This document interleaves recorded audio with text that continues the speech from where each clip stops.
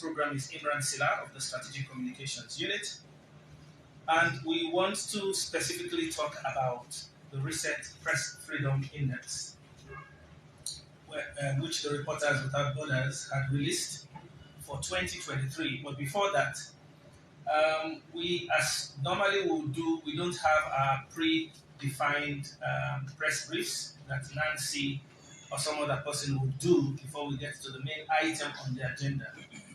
So just so that we utilize that space, I just want to say a word or two. First, to apprise us that upon invitation of Buckingham Palace, the United Kingdom, His Excellency the President, retired Brigadier Dr. Julius Marabio, and delegation have departed the shores of Sierra Leone to attend the coronation of King Charles III and his wife, Lady Camilla, respectively as King and Queen, and the ceremony will be done on Saturday at Westminster Abbey. As you all do recall, then he was Prince Charles, and upon the passing of his mother, Queen Elizabeth, in September last year, Prince Charles then emerged as King Charles III, and so as King of England and also the Commonwealth realms, the coronation will take place on Saturday at the Westminster Abbey. And President Julius Marabio is one of the few African heads of state whom it has pleased Buckingham Palace to extend this invitation to. And we thought that it's very important for an occasion as important and epochal as this to let our people understand that our president, our beloved president, will be attending this very historic event at the Westminster Abbey on Saturday. Whilst His Excellency is there, it may please His Excellency President Julius Marabio to also have meetings on the margins as pre-arranged and as his agenda would accommodate. If any other thing comes up specific to and in addition to the main item, which is his attendance at the coronation, would apprise the press accordingly. Having said that, I just wish to bring on Imran Sila to say a word or two on the nomination of His Excellency the President as the presidential candidate for the Sierra Leone People's Party, and a few words regarding that, Imran. Thank you very much. Honorable Deputy Minister, good afternoon all. I think Monday was a public holiday, so on Tuesday there was an invitation for the Sierra Leone People's Party and its presidential candidates, plus the running mates, to be at the Electoral Commission for nominations. And there was a notice that was put out to that effect by the Sierra Leone People's Party, but then also by the Alliance. So we know that prior to Tuesday that we are in a working relationship, both the Sierra Leone People's Party and the NGC as an alliance. And the press release put out did state quite clearly that supporters, sympathizers, and members were expected to be at Rema Atuga Stadium, where His Excellency the President would talk to people after. His Excellency the President at midday was at the Electoral Commission for nominations. Those nominations were successful, together with his running mate, the Vice President of the Republic of Sierra Leone, Dr. Mohamed Judah Jallow. And then, in keeping with the tradition, norms and values of the party, they now left the Electoral Commission peacefully for the Rema Atuga Stadium, where all of us were gathered to listen to what our presidential candidate and President of the Republic of Sierra Leone had to say. It has to be noted that there were a few incidents that occurred the previous day. That was a Monday for the nomination of another presidential candidate. And there was this back and forth. And so, as a political party, as a president, as an alliance, it behoved us to make sure that there was decorum, that there was peace, that there was discipline. That was what the press release spoke to, ensuring and encouraging all to be peaceful and law abiding, following the dictates of the security institutions and the demands of ECSL with regards to what was expected of us. And I'm happy to say that we all followed uh, everything to the letter. Because there were no incidents, no event. They were meant to be on that day, and we all dispersed, went out to the stadium peacefully and went back to our respective places. Now, what does it say and what does it signal in terms of how we intend to conduct ourselves going forward, leading up to the elections in June?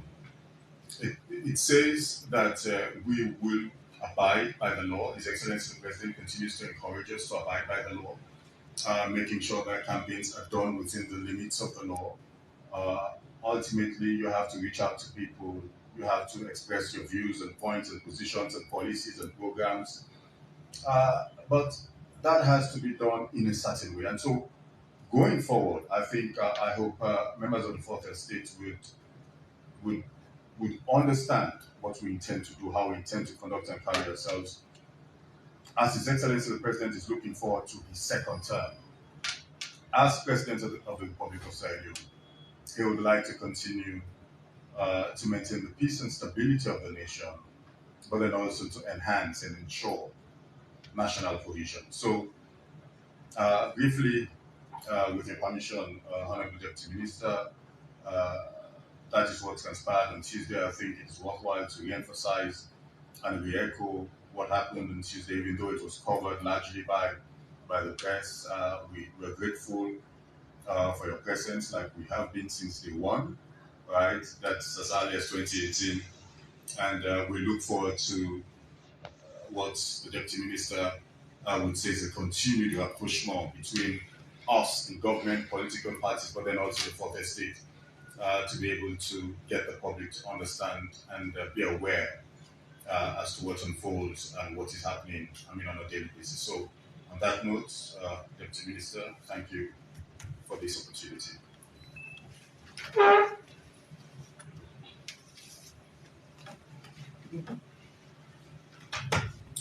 Thank you very much, Imran Sina. And I think this sets more or less is a forerunner to the main item for today, which is what government's take is on the 2023 World Press Freedom Index issued by Reporters Without Borders. And I think first it's important to set the context. We're not regenerating any context, but to set the context, even as guided by Reporters Without Borders. So we know that the World Press Freedom Index is an annual index that the Reporters Without Borders will publish, and it generally looks at the environment for the practice of journalism in 180 countries.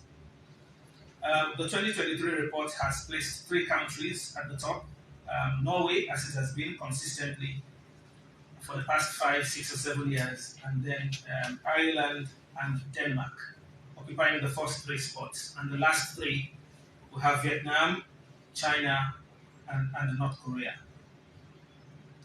So essentially, the report is suggesting, in terms of categorization, that 31 countries happen to be in a situation that is very serious. 42 countries in a situation that's difficult. 55 countries in a situation that is problematic. And 52 countries good or satisfactory. The report is saying that in terms of the environment for journalism, 7 out of 10 is bad, and 3 out of 10 is satisfactory. And instructively for Sierra Leone, the report suggests that Sierra Leone has dropped about 28 points. So we want to quickly speak to the Sierra Leonean context. First, the World Press Freedom Index and the Reporters Without Borders suggesting that for countries that may have dropped points in sub-Saharan Africa, this is largely attributable to what they call aggressiveness on the part of the authorities, but also the growth in fake content industry. As a government, we take pride in the fact that we have a media landscape that is independent and we have a media landscape that is pluralist. This is something that we enjoy locally and it also have acclamation globally. And we have a few parameters to speak to this. We would recall first we had a 55-year-old obnoxious law in Part 5 of the Public Order Act of 1965, which is the regime that deals with defamatory and seditious libel.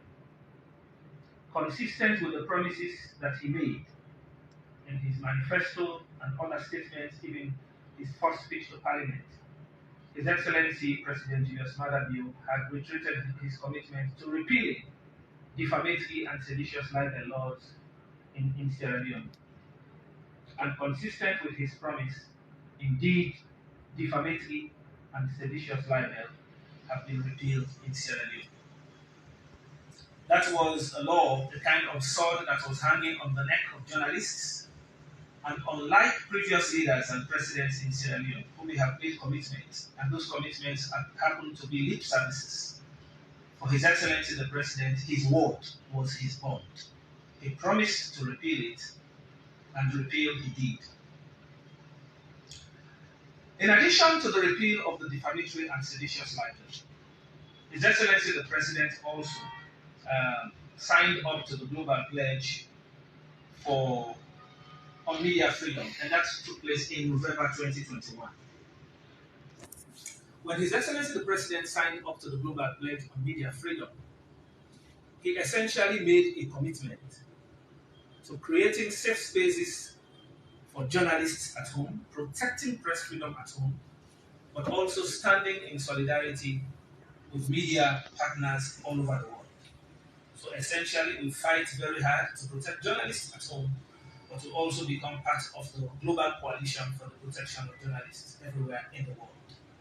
So as a government, we have not just repealed defamatory and seditious libel. We have not just taken away a very obnoxious law, but we have also signed up to a global pledge, demonstrating our commitment at home as well as our commitment abroad. As at end of 2022 and up to today, we have over 500 media institutions sprouting all over the country. I would not go into the ones that may not be fully functional. Those are specific issues and they fall within the remit of the Independent Media Commission. But having over 500 media institutions registered and practicing in Sierra Leone, including over 200 newspapers, over 200 radio stations, those ones demonstrate that we have an independent media landscape and a landscape that is tolerant to the practice of journalism. I would also wish to state that in 2021, and again, if you look at the Constitution of Sierra Leone, Section 25 of the Constitution, that provides guarantees for freedom of expression and of the press, we often use the principle that the state gives with one hand and it takes with another hand. In Section 25 of the Constitution, it guarantees freedom of expression. But the same Constitution that guarantees freedom of expression is also advising certain circumstances under which those freedoms could be curtailed. So, in line with the principle of giving rights with one hand, but curtailing freedoms on the other hand, under what we call justifiable circumstances, this government was for the first time also able to enact a law on cybersecurity and crime. We are all fully aware that with the growth of digitalization, a lot of players operating on the cyberspace, we are fully aware of the digital dividends that we all do enjoy. But we also are privy to some of the things that happen when people go into those spaces and they also express themselves irresponsibly. In the process, you could have situations where you could harm the reputation of some people, you could be a threat to national security, and all of that. So, as a responsible government, and bearing in mind that where the right of one person would stop, that is where the right of another would begin. So that as a government, we balance between rights and responsibilities. We were able to enact a law on cybersecurity and crime. In the legislation, we have quite a good number of things that will serve as or will qualify as offenses and what the punishments for those offenses are. So that you and I, who would constitute a responsible bunch of journalists, our integrity and the things that we do so that we have journalism in Sierra Leone that has substance, that reputation, that integrity, that substance is not hampered by people who would want to be irresponsible in the practice of their journalism. And I believe that it is the responsibility of the state to protect our rights so that our rights are not unduly encroached upon. So it is along those lines that this government also enacted a law on cybersecurity and crime. And we think that is also an important feature of the democratic space that we enjoy in Sierra Leone. We recall, ladies and gentlemen, that President Julius Maada Bio has always said to be free and to be independent is good, but not sufficient. And it was about time that we started talking about media investment and viability.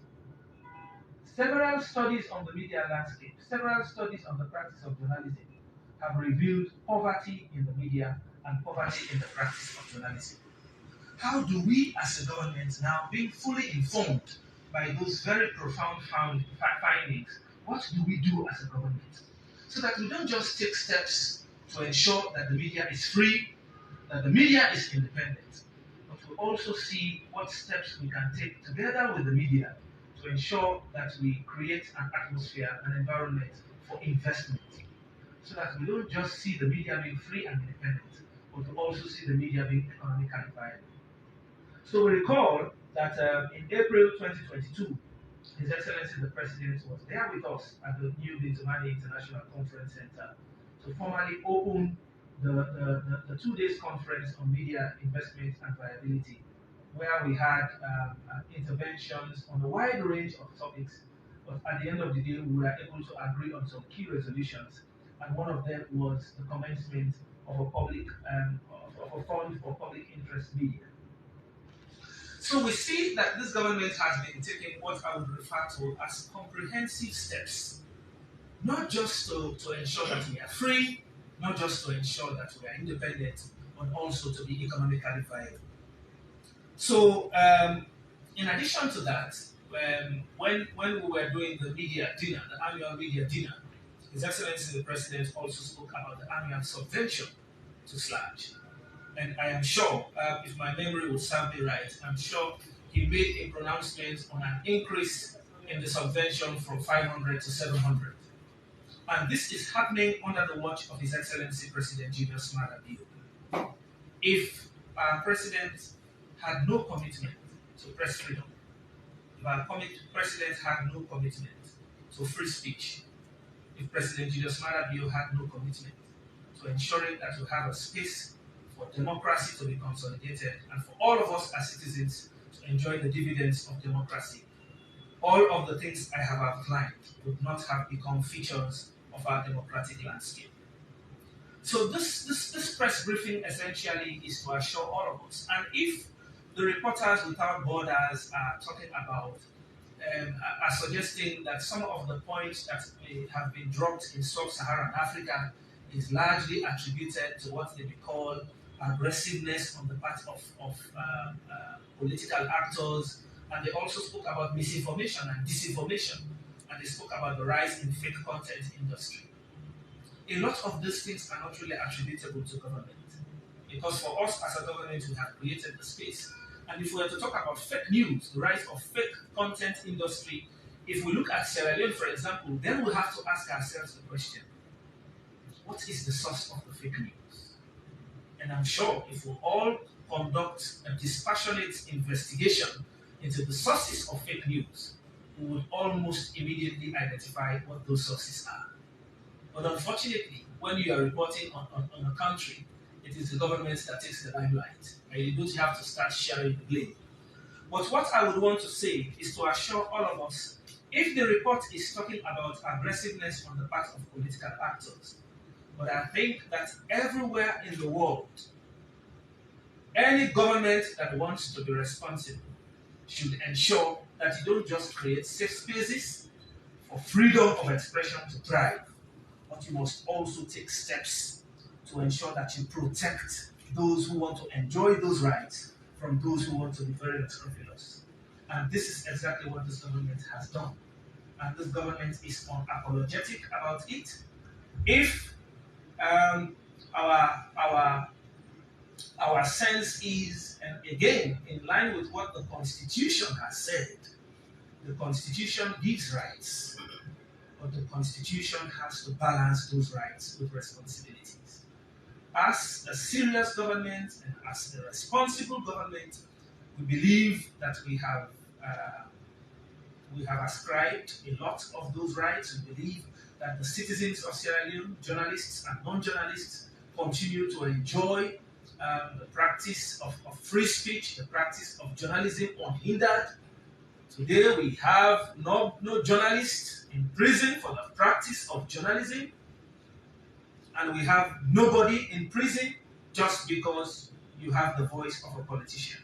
It has not happened under the watch of President Julius Malema.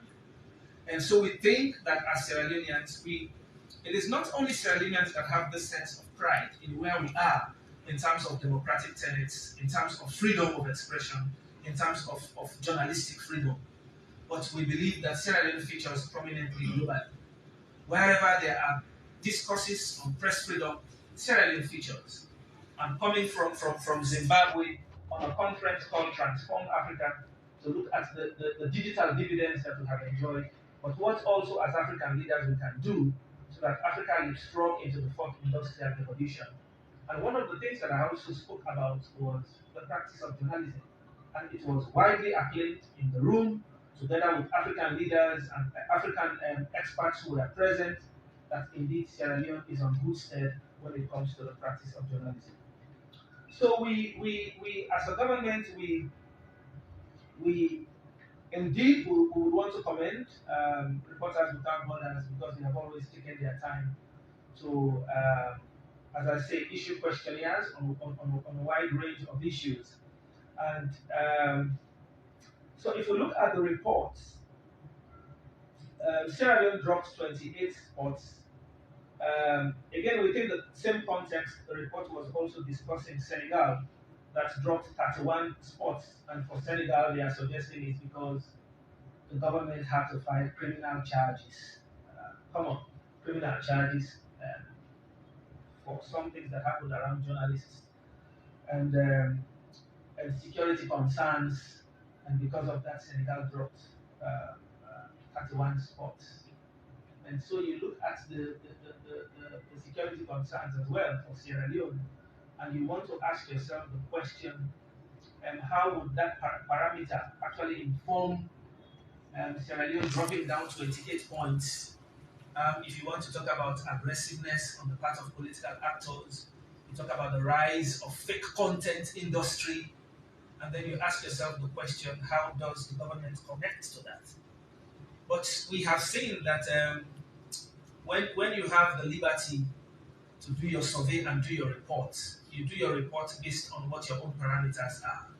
But for us as a government, with every sense of pride, but also with a deep sense of modesty, we are in a position to celebrate that Sierra Leone, we have been able to leapfrog when it comes to the practice of journalism.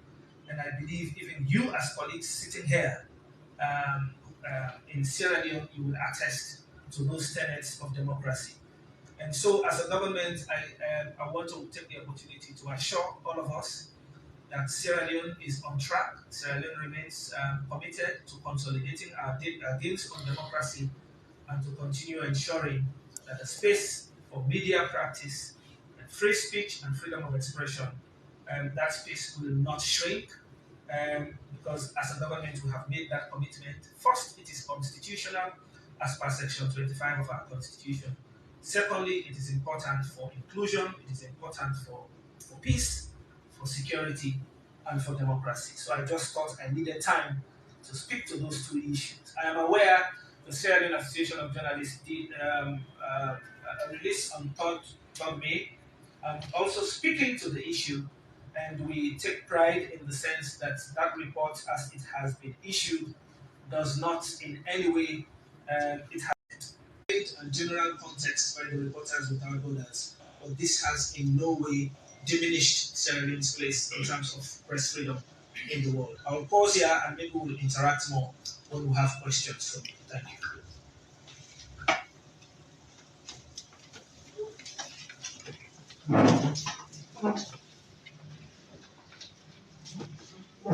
Any questions?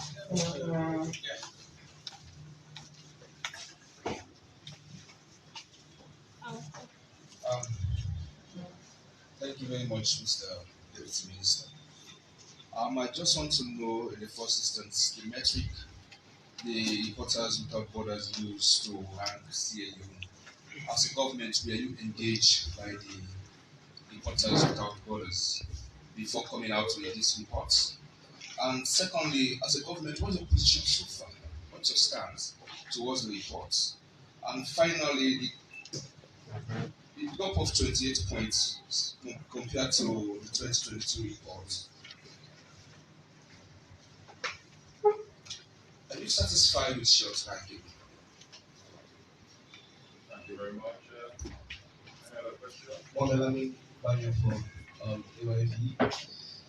Mr. Minister, I want to focus on two specific areas that have to do with safety, security, and as well the economic. If you look at the 2022 report on security, Sierra Leone score of 58, which is about 75.14%. When you go to the 2023 report, Salon score 102, which is about 61.27%. So again, you make mention about this large report. One of the reasons why why Sierra Leone jumped a bit from about 50 something to 102, because there has been, according to SLAG and LRCG, there's a report I made mention it earlier on. There has been issues of threatening remarks from either government, traditional healers, and police, and so on. What do you think about this, most especially where the government is in power and the remarks, according to SLAG, is coming from political parties and also Sierra Leone police, supporters, and traditional authority? The next one is on the economy. Again, if you go to the 2022 report on the media economy, Sierra Leone score 55, which is about 50.38%. When you go to the 2023 indicator for economy, it's 81. Again, another jump, which is about 47.90%.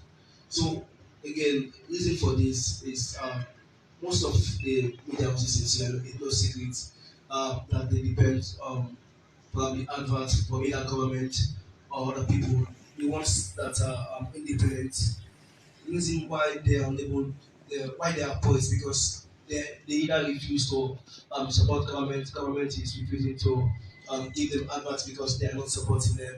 So are there plans in order for government to start giving them adverts as much as they are independent and they are refusing to support the government? Thank you very much. Do you have any other questions? No? Well, I'll leave the minister.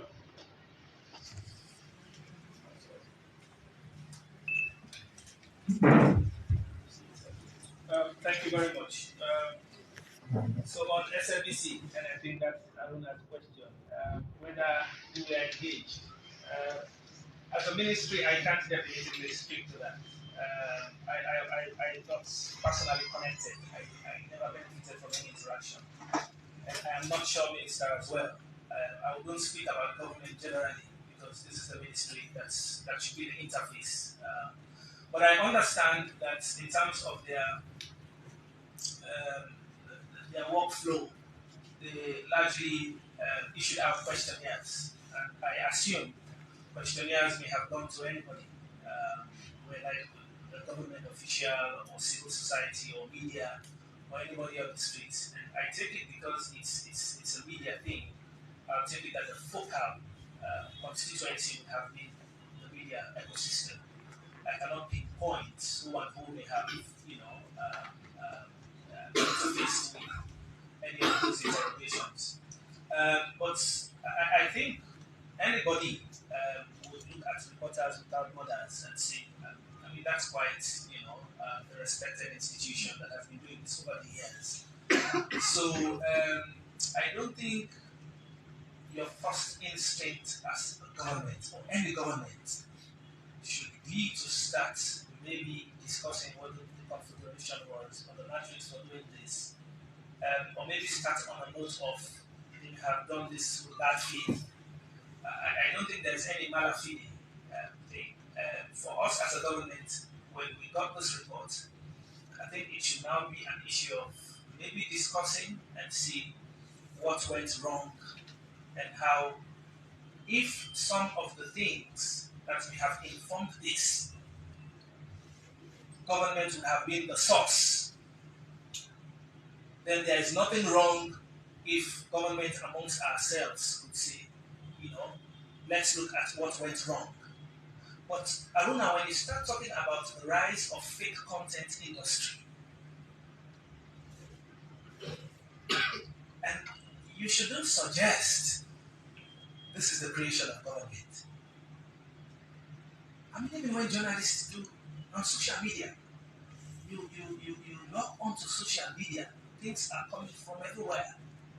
Fake news will come from the trader sitting at Sani Abacha. It will come from somebody sitting in Labe. It will come from somebody sitting in the diaspora. Nothing from government. So if we even just want to investigate on the rise of fake content industry, you can completely divorce government from it. And you can see a wide array of sources for fake media. So if you're talking about fake content, you're talking about misinformation, you're talking about disinformation, there's quite an array of players, that are promoting this and not government. So if somebody says, like my friend Banya was talking about threats from political actors, that again, if you want to start looking at threats from political actors, you would also want to look at what is the role of the opposition in this. Can the opposition divorce itself from this? So for us as a government, our first instinct is really not to start generating questions around this. Our first instinct is to say, first, as a government, we have done well. We have created a climate for journalism to thrive. We are not there 100%. But for where we are, even journalists practicing in Sierra Leone, in spite of whatever misgivings anybody would have, but journalists practicing in Sierra Leone have a sense of how fundamentally different the practice of journalism is today as opposed to yesterday. So as a government, we take pride in that, though with a sense of modesty. We take pride in that. But we also think there is international acclamation for what we have done as a government to improve on press freedom in Sierra Leone. So if Reporters Without Borders are, again, going back to, you asked about the parameters, and my friend Banya was actually assisting me in that area by raising some of the parameters. It could be on security, it could be on the economy. Like he said, and again when I was talking about speaking to the index, I spoke about media poverty. So media poverty, again, you don't want to say it is government that is responsible for media poverty. So when we were at Bintumani, and all of us were discussing media investment and viability in Sierra Leone, even the journalists were doing an introspection. And one of the things that we found out, one, maybe lack of professionalism is one. Because I'll give you an example. Today, with the brand new airports that we have, through funds from a Turkish company, there are Sierra Leoneans who are working at the old airport, and all of them will want to work at the new airport. But now, the people who are managing the airport, not like business as usual. We can say in Creole, government, Nakobra, even when you look at our civil service, you have every kind of person working in the civil service. But if you bring a CEO of a bank now as head of the civil service, I'm telling you, if he starts going into into human resource proper, I will tell you, a lot of people will work now for government not will survive. Problem with it. So if you come to the media, why is it that people are hesitant? Why is it that people are not investing in the media? Maybe again and again, these are some of the discussions that we had at Been to Money. Maybe it's because of maybe the business model. So man, na in set up na a media company, na in a cashier, na in a marketer, na in a accountant, na in a CEO, na in a everything. So when the investor sees a one-man business, the first question he asks, can I really fit into this? So maybe the reason why media has been poor is the kind of business models that we have. So that's one thing. Maybe the other thing that is a disincentive to investment is the lack of professionalism. Now, the investor coming in, he knows that if I invest $1 million, but the editor or the reporter go do some fake news against somebody, some other person go court, then there is a civil compensation, and they talk to the media house who are responsible for this, for compensate the defendant 100 million euros. The investor, because he not get trust in the professionalism of the media house, again it hesitates for invest. So when we look at so when Reporters Without Borders is also looking at the media economy, some of these things really not the government really responsible for. It's just the kind of media ecosystem that has evolved over a period of time.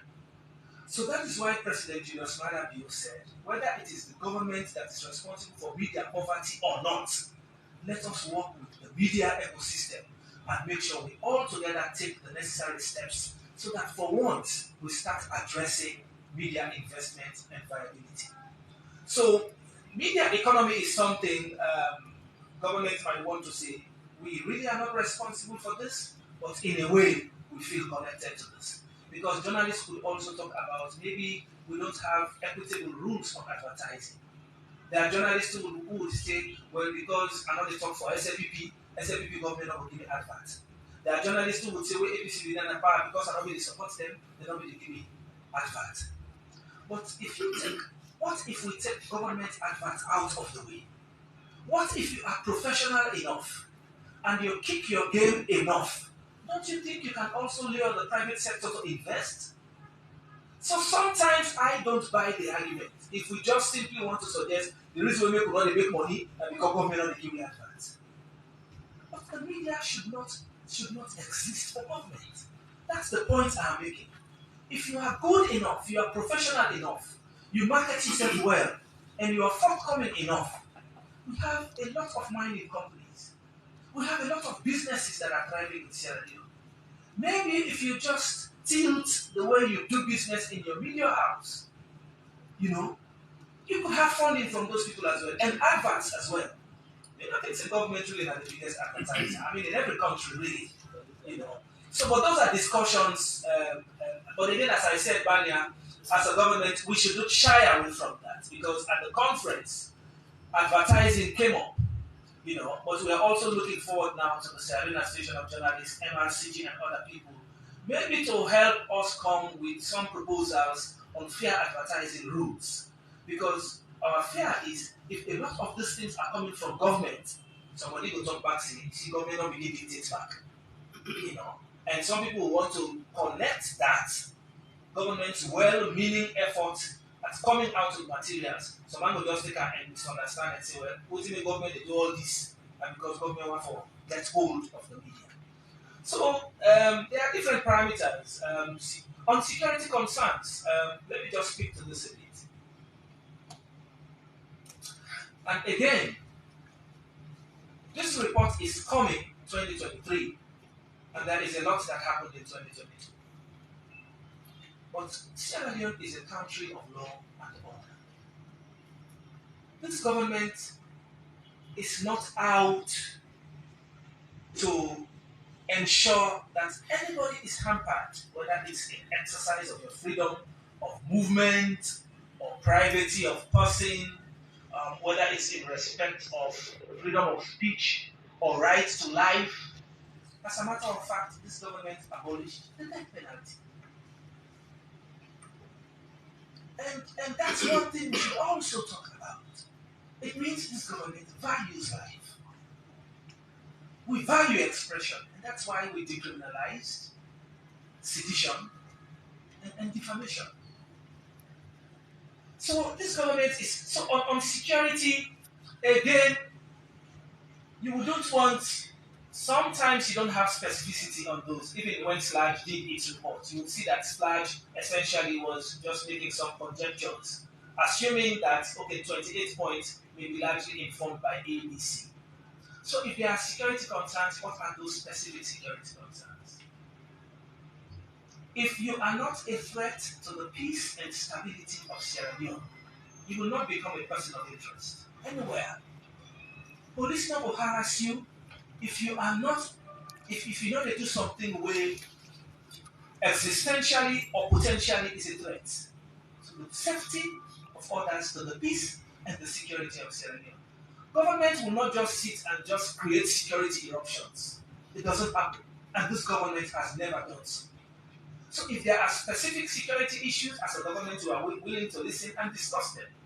But the assurance I would give is President Julius Maada Bio took and subscribed to the office as president, and one of the things he took that oath for was to uphold the Constitution of Sierra Leone. And this is something that he will uphold and will ensure that he defends the rights and dignity of any Sierra Leonean anywhere in the world. But if you want to do something that is inconsistent or a threat to peace, stability, the president of this country has taken that oath. And we have the necessary institutions to ensure that they protect not just lives, but also property. And that is exactly what this government has been doing, and for that purpose. Okay, with that, I want to say thank you very much. But I want to.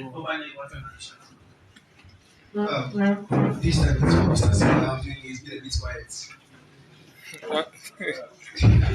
You made mention that you talked about the nomination process, and quickly, Mr. Minister, you also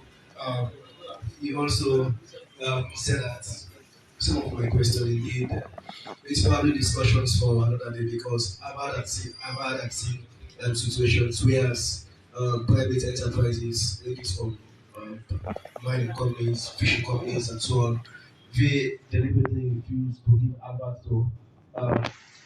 to media houses because indirectly they are being regulated by the government. It's a discussion for another day. Mr. Sila, you talked about the nomination process. One thing that President Bill was clear about is the fact that things are hard.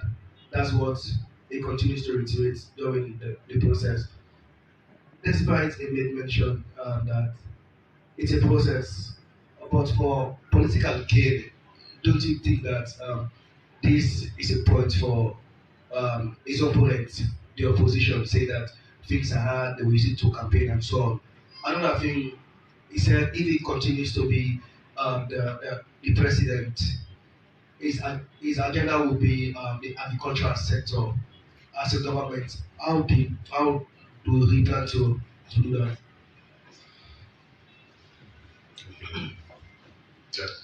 Mohamed Lamin from the SLBC. I take the cue from the statement you made, Mr. Deputy Minister. Earlier on, you said they have respect for the past years as a credible institution. You said that as a credible institution, they have respect for the past years. The report that is just out. No, I said any government will have respect for reporters without borders. For the past years.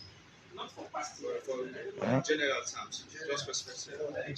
So what are Maybe, you? I don't. Maybe it was. Well, let me ask. That it is from your queue, and then now the report is you are trying to say is it a malafide thing or whatsoever? But are you just angry because you are not engaged on the report and then it was just published like that? And then is it that the past election the president was having a little bit issues with the media back and forth of maybe the media was saying things or whatever, and now this report is out at a very crucial time going into the general election. Are you scared? Or in your last statement, you will use all necessary instruments ensuring that the workspace is enabled, especially in protecting the country. So are you trying to say that the workspace will be closed if you are not engaged or whatsoever? Okay, I'll just start with that, and Imran will come in later.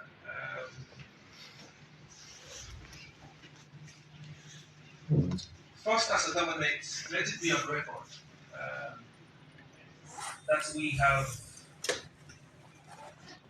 done an initial reading of the report and in good faith. So not malafide as you would want to suggest. So that's the first thing. And as I said again, um, any responsible government would want to look at this and see if there's anything to improve on, you improve on it. If there's any area to work on, you work on it. But sometimes things happen, and let's face it, this is not a report that Reporters Without Borders and the government of Sierra Leone will sit down and go on. So we don't have any control over it. This is their remit. They determine everything, even the parameters they determine.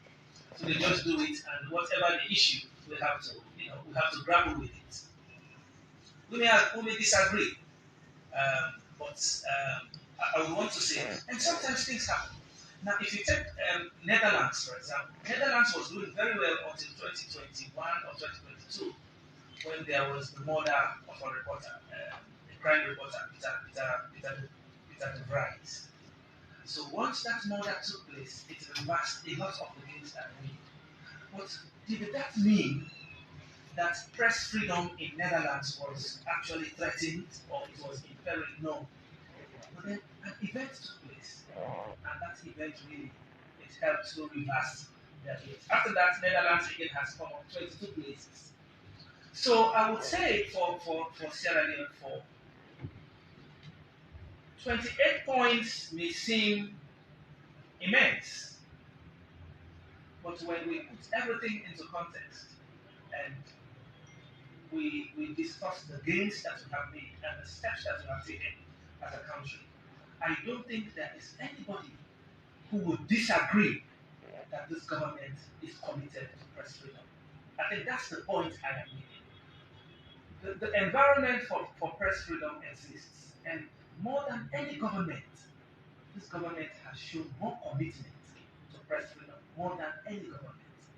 For us, we believe that that is a defining feature of our administration. It speaks to our democratic values. It speaks to the fact that we want to promote the human dignity. And 28 points, it's now our responsibility to look back and do, as we say, continue the investigations. And not in isolation. These are things we have to do, even with the media. Because, for example, if you talk about media economy, these are discussions, like Bina said, maybe for the investment summit, we are doing so much of the hardware. Now maybe we should get it that we had. But as a government, we view good faith and we believe slipping down 28% does not represent the gains that we have made, and it does not speak truly to the situation. We have made critical steps, and we believe that more than every other government and more than every other time in history, Sierra Leone has made tremendous gains in press freedom. Thank you, Deputy Minister. To your question as to what the President said at Wema Atuga Stadium, on the economy. These are things we have talked about since the start of COVID. So the president has expressed those sentiments from the onset. The deputy minister, the minister of information, we have been very, very consistent. Consistent because we understand, I think it was Winston Churchill who talked about the burden and the glory of leadership. We understand the challenges we face. We want to be honest as a government. We want to be forthright. We want to also state exactly what we have done and how much we have accomplished in 5 years, despite the challenges, despite global economies contracting. The sub-Saharan average is between anything between 15 to 35%. If you want to talk about inflation, yeah, and we are not doing too badly. But despite all of these challenges, we have, and we continue to say, we have recruited 11 to 12,000 teachers. We have done nurses, 4,000 plus. We have done police officers. We have done increase in salaries for lecturers, 75% progressively. We have also done increase in salaries for teachers, anything between 30 to 45, 50% over the 5-year period. We continue to do the emergency cash transfer for vulnerable families, and that is totaling at least in excess of 70,000 vulnerable families who have benefited from that. We also have the Munafa Fund. Despite that, we have been able to pay salaries regularly on a monthly basis for 5 years in a row. Now, we have a record to be proud of. We really do have a record to be proud of, and it is on that record that we are campaigning and why His Excellency the President will be elected again as President of the Republic of Sierra Leone for a second term. I'm not saying if. It's a certainty he's going to be elected again, President of the Republic of Sierra Leone, after the elections in June. I am certain, absolutely. All of us are full of confidence because we know what the results would look like. We understand the mindset of the people of this country. We have moved around from district to district, region to region, both urban and rural communities, and we understand what those feedbacks are, right? And we know exactly what the mindset is and what people will vote for ultimately. Now, we acknowledge equally that there's another element to this, which is, well, there's another political party with a presidential candidate who will be talking about the economy and somehow suggesting that they have a better record or can do something better than we have done in 5 years. Now, here's the point. If you look at the record of the APC, not only them pulling out of power in 2018 on this very economy, they were voted out of office. So, and they now have a presidential candidate who served as bank governor, who was Minister of Finance, who was Financial Secretary, a combined period of 30 years in the financial sector. But somehow we find ourselves in the state we find ourselves in as a country. That is really, it's not only laughable, it is beyond ridiculous. For anybody to suggest that someone can come and get an answer to questions there. After 30 years, in all of those places he has served, he has done nothing. Suddenly, in the twilight of the years, he now has all the answers and all the solutions to the problems. I don't think Sierra Leoneans would believe that. But let me also point that there's a reason why politics is regarded as a science. That is because we're being informed by data and statistics and polls, right? So we have our internal polling mechanisms, and we know that on the economy, if you talk to Sierra Leoneans as to who they trust to fix this economy and solve the problems, the global challenges that we face, it is a dead heat. And that's the only area that there's a dead heat when it comes to those statistics. On infrastructure, President Julius Maada Bio leads. On health, President Julius Maada Bio leads. On energy, President Julius Maada Bio leads. On governance, justice system, President Julius Maada Bio leads. So every polling data, both as a party, as a government, but also from individuals, right? Individual organizations, civil society organizations, We lead on every single one of those indicators, but for the economy, which is a dead heat. Meaning, hmm, people do not even trust the APC and Sabu Akama as to whether they have what it takes. Because ordinarily, you would assume that with all of what they are saying, if you were to do a polling, somehow Samu Akama would have 60% as in having the ability or his party to solve the problem. But that's not the data we have, right? So as we go into the campaign, as NEC will declare the campaign open, I think on the 22nd of this month, you will see from every single one of us, we are foot soldiers, myself, the Deputy Minister, the Minister of Information, with His Excellency the President, right, as the chief spokesperson, making the case for his re-election, making the case on the economy, on healthcare, on infrastructure, right, on energy, and what awaits us. Now, just a couple of days ago, we know that the Millennium Challenge Corporation signed, I think it was yesterday, they signed basically recognizing the end of what you would call the dialogue sessions, right, with the government of Sierra Leone. And we know that MCC, the local actor here, is the Vice President of the Republic of Sierra Leone, who has been engaging with the Millennium Challenge Corporation. Now, what that means is it now goes back to the board of the MCC. They have a few steps and processes, and ultimately, at some point in the second half of this year, the compact will formally be signed. Yeah, and you know what that means for the energy sector, right? In terms of making sure that we aggressively push for what we regard and refer to as energy for development. So we're not only talking about the 100 towns and villages where there are energy supplies, alternative source of energy. You're not talking about the district electrification project. You're not talking about the CLSG line, which has improved the electricity projects in the country, in places like Kono, in Wo, in Kenema. You're talking about a more sustainable source, right, of energy for development, one that would engender economic development and growth. So, in a nutshell, Honorable Deputy Minister, I think we have every reason to be proud. His Excellency the President has every reason to be proud of our achievements. And it's based on that record that the people of this country will re-elect him again as President of the Republic of Sierra Leone. Thank you very much. Thank you. In addition to Imran's brilliant outline on the economy, but also on many fronts, what President Julius Maada Bio has cultivated and what he has earned over the last 5 years is trust.